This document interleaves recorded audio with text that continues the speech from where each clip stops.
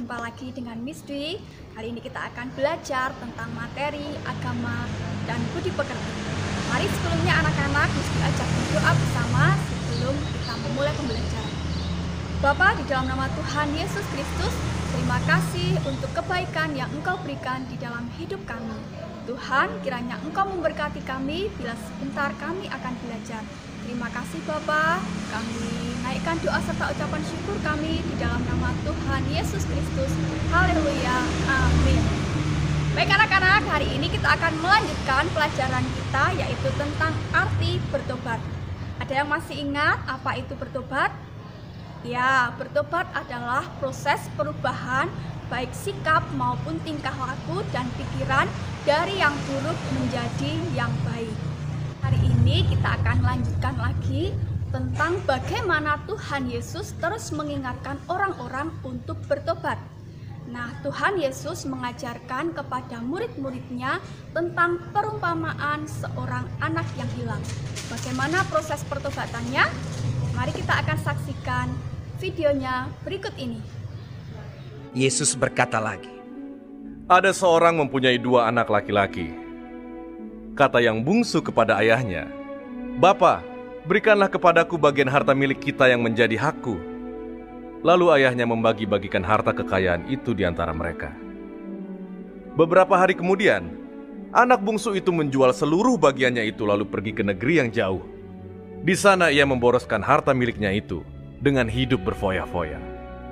Setelah dihabiskannya semuanya, timbullah bencana kelaparan di dalam negeri itu, dan ia pun mulai melarat. Lalu ia pergi dan bekerja pada seorang majikan di negeri itu. Orang itu menyuruhnya ke ladang untuk menjaga babinya. Lalu ia ingin mengisi perutnya dengan ampas yang menjadi makanan babi itu, tetapi tidak seorang pun yang memberikannya kepadanya. Lalu ia menyadari keadaannya.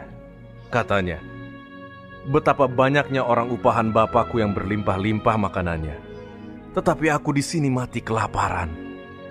Aku akan bangkit dan pergi kepada Bapakku dan berkata kepadanya, Bapa, aku telah berdosa terhadap sorga dan terhadap Bapa.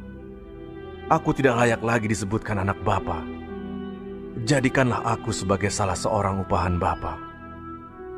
Maka bangkitlah ia dan pergi kepada bapaknya. Ketika ia masih jauh, ayahnya telah melihatnya. Lalu tergeraklah hatinya oleh belas kasihan. Ayahnya itu berlari mendapatkan dia lalu merangkul dan mencium dia.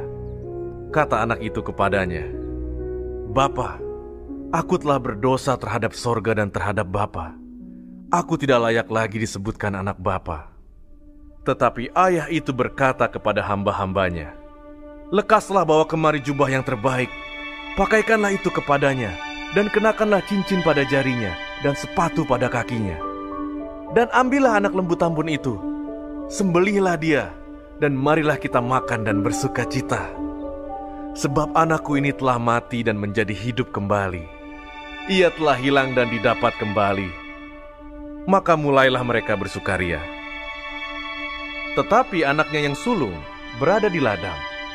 Dan ketika ia pulang dan dekat ke rumah, ia mendengar bunyi seruling dan nyanyi tari-tarian. Lalu ia memanggil salah seorang hamba dan bertanya kepadanya, apa arti semuanya itu?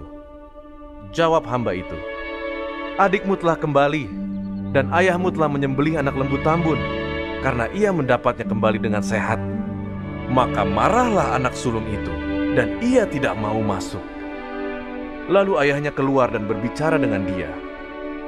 Tetapi ia menjawab ayahnya, katanya, 'Telah bertahun-tahun aku melayani Bapa, dan belum pernah aku melanggar perintah Bapa.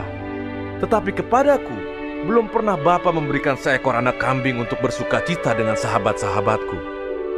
Tetapi baru saja datang anak Bapa yang telah memboroskan harta kekayaan Bapa bersama-sama dengan pelacur-pelacur, maka Bapa menyembelih anak lembu tambun itu untuk dia.' Kata ayahnya kepadanya, 'Anakku, engkau selalu bersama-sama dengan aku, dan segala kepunyaanku adalah kepunyaanmu. Kita patut bersuka cita dan bergembira, karena adikmu telah mati dan menjadi hidup kembali. Ia telah hilang dan didapat kembali. Itulah tadi kisah tentang pertobatan yang diajarkan oleh Tuhan Yesus melalui perumpamaan anak yang hilang. Dari kisah tadi dapat kita tarik kesimpulan yang pertama, Bapa di dalam kisah itu menggambarkan tentang Allah, yaitu pribadi yang selalu mengampuni dan mengasihi kita. Dia selalu menerima kita ketika kita bertobat dan datang kepadanya.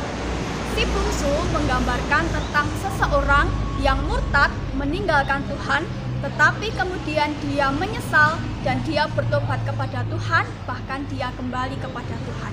Sedangkan anak yang sulung adalah menggambarkan orang yang iri terhadap temannya, saudaranya yang kembali kepada Tuhan. Dia tidak suka ketika melihat orang yang sudah berdosa kembali kepada Tuhan. Nah, anak-anak, dari pelajaran hari ini kita mau belajar bahwa Tuhan selalu mengampuni dosa-dosa kita.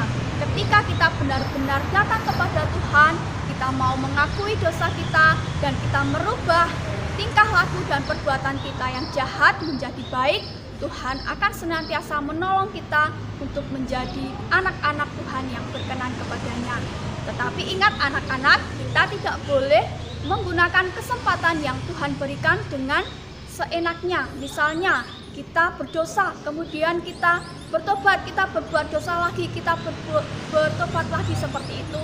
Tidak boleh ya anak-anak, kita harus bertobat dengan kesungguhan hati.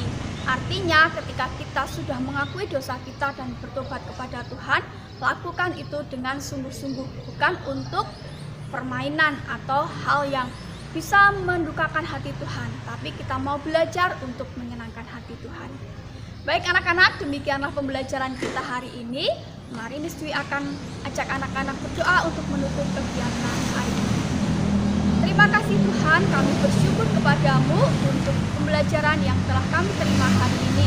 Ajarkan setiap firman kami Tuhan untuk kami boleh mengakui segala dosa dan kesalahan kami, dan kami berubah Tuhan dari perbuatan-perbuatan kami yang jahat untuk kami bertobat dengan sungguh-sungguh. Ampuni Tuhan segala dosa dan kesalahan kami. Terima kasih Tuhan, Engkau sudah memberkati pelajaran kami, dan sebentar kami mengakhiri kegiatan kami serahkan ke dalam tangan kuasa-Mu.